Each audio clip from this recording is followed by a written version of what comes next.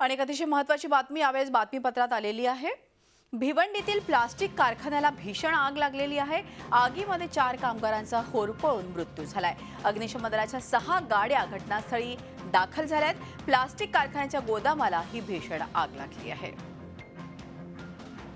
यावेळी महत्त्वाची बातमी, प्लास्टिक कारखान्याच्या गोदामाला भीषण आग लागली आणि त्यात 4 कामगारांचा होरपळून मृत्यू झालाय।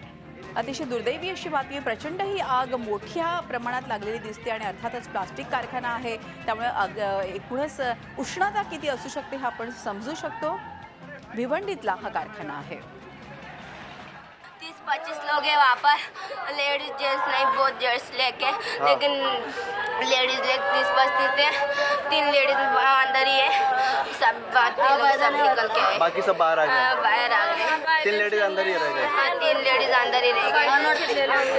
क्या काम होता था यहाँ पे? तो काम, वो मशीन पे काम करते थे, मनी के डायमंड, वो वाला डायमंड निकालते थे, उसमें आग लग गई।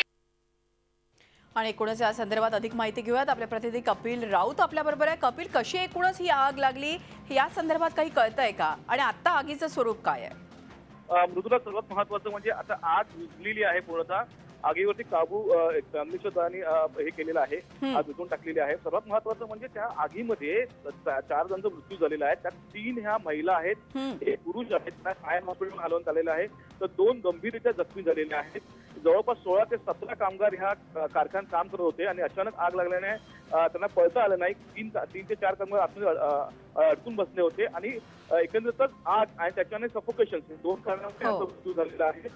आग मध्ये यश मिळवलं असं बोलू शकतो आपण। खरंय, ते धूर आणि आगीचे दृश्य आम्ही स्वतः डोळ्यांनी बघतोय। कशा तऱ्हेने सफोकेशन झालं असेल हे समजू शकतो। कपिल, धन्यवाद ही माहिती दिल्याबद्दल। कपिल राऊत आपले प्रतिनिधी आपल्या बरोबर होते।